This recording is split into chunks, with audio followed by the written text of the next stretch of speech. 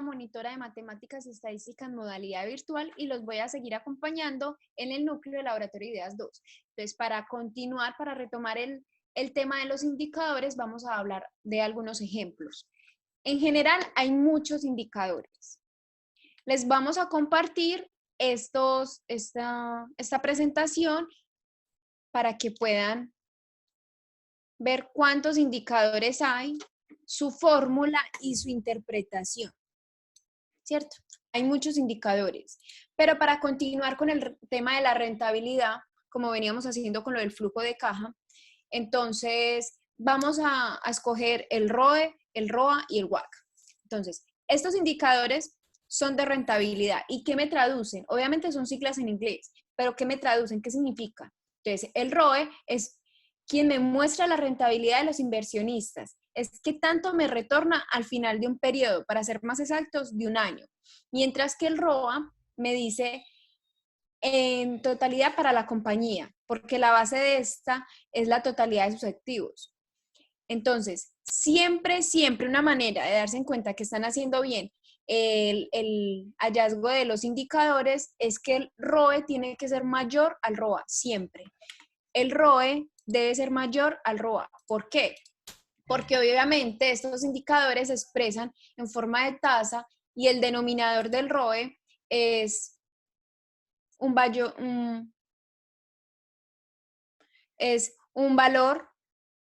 inferior al denominador del ROA. Entonces, por ende, siempre va a ser más grande. Entonces, nos vamos a fijar en la fórmula. Me dice utilidad neta. Aquí tenemos un simulador de ciclo contable. Pues tenemos un estado de situación financiera, anterior llamado balance general, y un PIG, que ahora es un estado de situación, que ahora es un estado de resultados, ¿cierto? Entonces, el ROA me dice, es la utilidad neta dividido el total de los activos. Y el ROE me dice, es la utilidad neta dividida el patrimonio. Vamos a ponerle más decimales. Como les decía, siempre el ROE va a ser mayor al ROA, porque el coeficiente, el denominador del ROA siempre va a ser superior por el tema de la ecuación contable. El patrimonio siempre va a ser inferior al activo, porque hace falta una parte de pasivos para que sea la igualación. Listo. Entonces, vamos a hallar el WACC. El WACC es un poquito más complejo. ¿Por qué? Porque tenemos una ecuación un poco más complicada, en donde tenemos dos partes. D dividido D más C y C dividido D más C. ¿Qué me traduce esto? La D son las deudas, los pasivos. La C es el capital social, el patrimonio, ¿cierto? Que también se le dice deudas y equity, ¿cierto? Que D y que, ¿cierto? Entonces, todo va a ser en términos de porcentajes, porque estamos hablando de un indicador. Entonces, para hallar esto, necesitamos saber el porcentaje de relevancia respecto a la totalidad. Entonces, por ejemplo, en este caso, para yo saber estos valores, ¿cierto? De la deuda y del capital o equity, necesitamos dividir mis pasivos por la totalidad, como ahí lo dice, ¿cierto? Lo vamos a dividir por la totalidad. Entonces, aquí hay dos maneras de hacerlo. Por el mismo más el patrimonio, ¿cierto? O divide los pasivos por la totalidad de los activos. ¿Por qué da lo mismo? Porque sabemos que la ecuación contable es que activos es igual a pasivos más patrimonio. Da exactamente lo mismo, ¿cierto? Este es porque está en porcentajes y este en contabilidad. Vamos a hacer lo mismo con el del patrimonio. Esto me divide tanto los pasivos que me suman al patrimonio. Entonces, ya sabemos que respecto a una totalidad, el pasivo es un 53% y el patrimonio es un 47% aproximadamente, ¿cierto? Entonces, sabemos que la parte, la parte de rentabilidad, o sea, lo que hablamos de largo plazo, porque sabemos que los activos son a corto plazo y la rentabilidad es a largo plazo, donde sabemos que tenemos deudas por parte de acreedores, posiblemente bancos, bonos, deudas, y tenemos directamente con los socios, con los dueños, ¿cierto? Entonces sabemos que está un 53% para los pasivos y un 46% para el patrimonio. Entonces ya tenemos una parte para hallar el WACC, ¿cierto? Ahora vamos a hallar el costo de la deuda y el costo del patrimonio.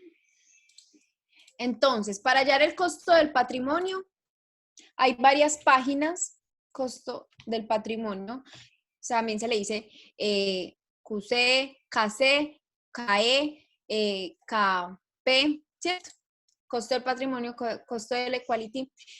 Hay varias páginas como esta que nos ayudan a hallar el activo de libre riesgo, el beta y el activo del mercado, ¿cierto? Y el riesgo de cada país. Este tiene una desventaja, este modelo que es el más común para hallar el CAE, que este modelo se hizo para economías desarrolladas, no emergentes como la nuestra. Entonces, este tiene una desventaja. Recuerden que tenemos un correo que es monitorías@ceipa.edu.co en donde nos pueden escribir con sus dudas puntuales, ¿ok? Entonces, supongamos que es de un 12%, poniendo cualquier valor, ¿cierto? Entonces, ¿cómo hallamos el KD? El costo de la deuda. Entonces, hay varias maneras de hallarlo, porque depende cómo se comporte nuestra deuda. Depende si la deuda es por inversión, si la deuda es por financiación, o sea, depende si nuestra deuda fue por bonos, por acciones, por tasas. Entonces, hay muchas maneras. Una de ellas, que es lo más común cuando tenemos deudas por bonos, es, por ejemplo, supongamos que tenemos 3 bonos de 500, 800 y 250,000 a una tasa anual. Obviamente, si el bono está trimestral o semestral o como esté, siempre hay que igualarlo a la misma tasa. Vamos a comparar bonos con la misma tasa, ¿cierto? Siempre anual, porque estamos haciendo algo de rentabilidad anual. Entonces, si estos bonos tienen un interés diferente al anual, simplemente lo ajustan. Entonces, digamos que esta tasa es anual. Tengo un bono de 500,000 al 10.5, de 800 al 8.6 y de 250 al 4.2, con una totalidad de 1.550.000, ¿cierto? Entonces, yo lo que voy a hacer primero es, como el WACC me dice que es un costo ponderado, entonces voy a decir qué significancia es estos 500 para estos 1.550. Entonces voy a hacer lo mismo que hice aquí.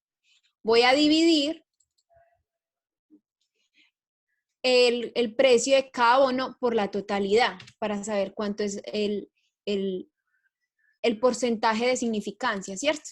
Y después voy a multiplicar y a sumar. Eso significa el ponderado, una multiplicación y una suma de porcentajes. Entonces voy a multiplicar esa tasa por lo relevante, lo importante, ¿cierto? Entonces me va a dar esto. Y después voy a sumar. Entonces, yo puedo decir que la QD, en este caso,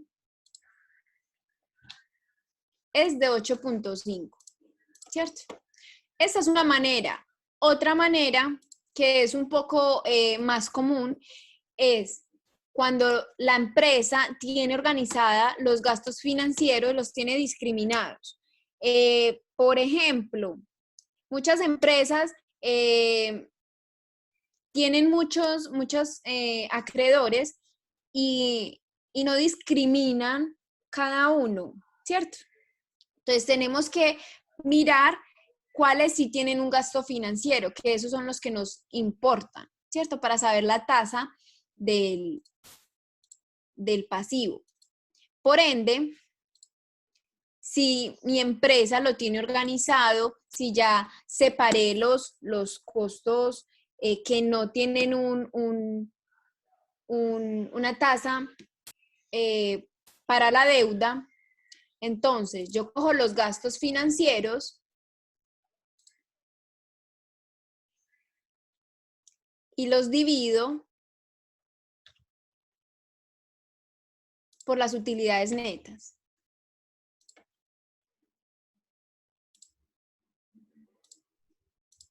Siempre, no, cojo los costos, los gastos financieros y lo divido por las utilidades operativas. ¿Por qué por las utilidades operativas? Porque cabe rescatar que de las utilidades operativas para atrás es donde nosotros nos podemos meter, porque ya en el tema de impuestos, de renta, ya no podemos hacer nada más, mientras que en los costos sí, ¿cierto? Entonces, hasta la utilidad operativa es donde nos interesa, ¿cierto? Entonces, aquí, por ejemplo, si ya tenemos un gasto discriminado, tendríamos un KD de 5.5, ¿cierto? Entonces, este KD lo podemos hallar, depende cómo tengamos discriminadas las deudas, cómo sean las deudas.